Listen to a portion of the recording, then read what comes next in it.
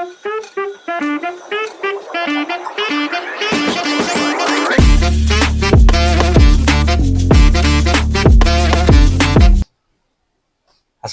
warahmatullahi wabarakatuh. Selamat datang kembali teman-teman di Jangan On Wheel. Di atas roda kita bercerita. Nah, gimana kabarnya hari ini teman-teman? Semoga sehat dan bahagia selalu ya teman-teman ya. Selalu pancarkan vibes positif teman-teman kepada siapa saja yang kita temui, supaya kita selalu berada dalam lingkungan yang positif. Oke teman-teman, untuk sharing-sharing informasi terkait cryptocurrency khususnya Pi Network hari ini tuh ya, kita akan membahas tentang Pi Network segera bangkit. Nah, ini 4 perkembangan positifnya. Jadi cukup menarik ya untuk berita hari ini. Menarik dan sangat positif. Bagaimana beritanya? Kita bahas secara singkat di sini ya, teman-teman ya. Jangan lupa teman-teman tonton sampai habis videonya. Jangan di-skip ya, teman-teman ya. Harga Bitcoin baru-baru ini tuh mengalami penurunan signifikan ya, teman-teman. Jatuh di bawah level kunci itu 0,6 dolar.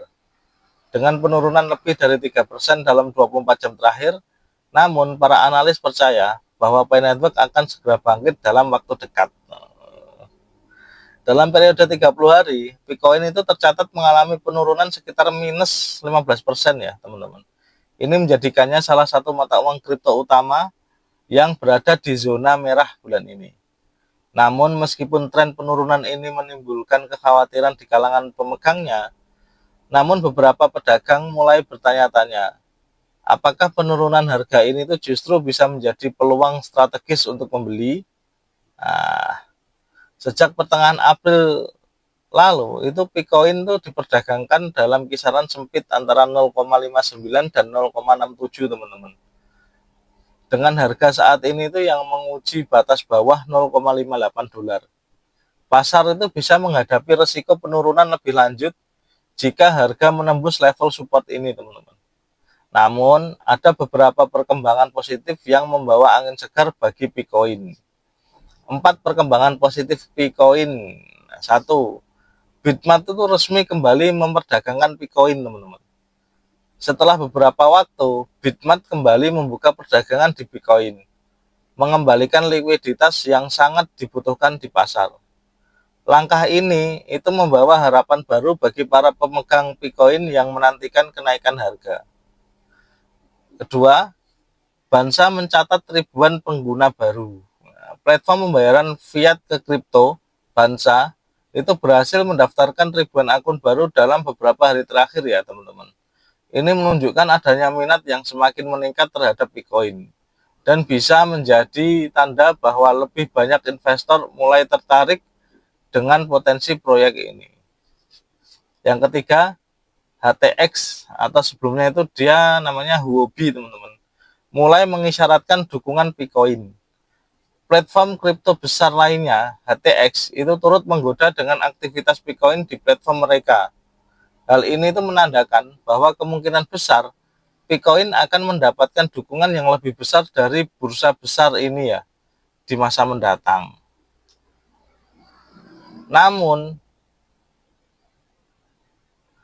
Dr. Nicholas Kokalis itu akan jadi pembicara di Consensus Summit 2025. Nah, ini juga berita bagus ya. Yang paling menarik, pendiri Pi Network, Dr. Nicholas Kokalis, itu akan menjadi pembicara utama di Consensus Summit di Toronto pada Mei 2025, teman-teman.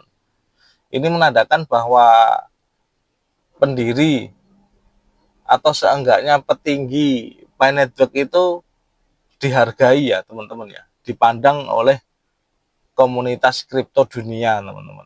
Di situ kan ada banyak petinggi-petinggi kripto lain ya, katakanlah dari Cardano, misal Charles Hoskinson, nah, kemudian dari Ethereum itu Vitalik Buterin gitu ya, dan masih banyak lagi ya, Justin Sun itu. Tapi Dr. Nicholas Kokalis ini diberi kepercayaan untuk menjadi pembicara. Nah, ini menurut saya sangat luar biasa sih, teman-teman. Jadi seolah-olah itu Pi Network menjadi sorotan dunia lah gitu. Bagus lah, ini berita-berita bagus teman-teman. Ya, ini adalah acara besar ya teman-teman. di industri kripto yang bisa memberi dampak positif bagi exposure Pi Network di dunia kripto global. Menurut influencer kripto Dr. Altcoin, perkembangan positif ini tuh menunjukkan bahwa momentum bullish mungkin sedang terbentuk. Saat ini seluruh perhatian itu tertuju pada apakah Bitcoin mampu mempertahankan level support 0,58 dolar atau apakah sinyal positif ini dapat memicu rally kenaikan berikutnya menuju harga yang lebih tinggi. Ya, kita tunggu saja ya, teman-teman ya. Apa yang akan terjadi, intinya kita selalu support, kita selalu mendukung Pi Network, apapun yang terjadi. Tetap tap petir, tetap jeder-jeder ya. Tetap mendukung, kita tetap doakan yang terbaik. Intinya kalau kita mendoakan Pi Network kan tujuannya supaya kita cuankan ya, teman-teman ya. Nah, nanti kalau dengan otomatis itu Pi Network itu besar, Pi Network itu harganya mahal, otomatis dengan sendirinya kan kita juga ikut sejahtera, teman-teman. Sebagai holder, sebagai pionir itu kita ikut merasakan manisnya lah, intinya seperti itu, teman-teman. Jadi kita dukung aja ya, kita dukung, selalu kita support apapun itu keputusan dari core team, apapun berita yang ada, ya selalu kita support. Ya kita kasih masukan-masukan aja lah melalui komunitas-komunitas yang kuat itu ya, komunitas-komunitas atas, itu apa yang terjadi itu kita ngikuti. Karena komunitas itu pasti selalu menyoroti, teman-teman, selalu memonitor kinerja dari core team. Jadi kalau ada apa-apa itu komunitas pasti akan membocorkan apa yang terjadi dan nanti sebaiknya gimana, itu pasti komunitas akan memberikan masukan, dan semoga aja masukan itu juga bisa bisa diterima baik dengan oleh core team, sehingga kebijakan-kebijakan core team itu bisa menyesuaikan dengan sorotan-sorotan atau garis bawah dari komunitas, teman-teman.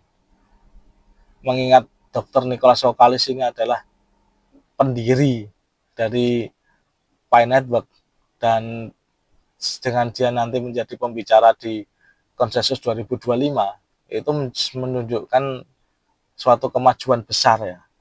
Pi Network ini mulai disorot, mulai dianggap, mulai diperhitungkan lah sebagai cryptocurrency dunia ya. Itu sangat-sangat positif ya, kita doakan aja lah, intinya kita doakan yang terbaik ya, teman-teman ya. Oke, teman-teman, sampai di sini dulu untuk episode hari ini. Sampai jumpa di episode selanjutnya ya, teman-teman ya. Jangan lupa ya, tonton terus Jagoan on Wheel setiap hari jam 18.00 WIB. Dan jangan lupa teman-teman selalu like, subscribe, dan share supaya Jagoan on Wheel ini makin berkembang dan selalu bisa memberikan informasi-informasi terbaru terkait cryptocurrency, terutama Pi Network, kepada teman-teman semua ya, teman-teman ya.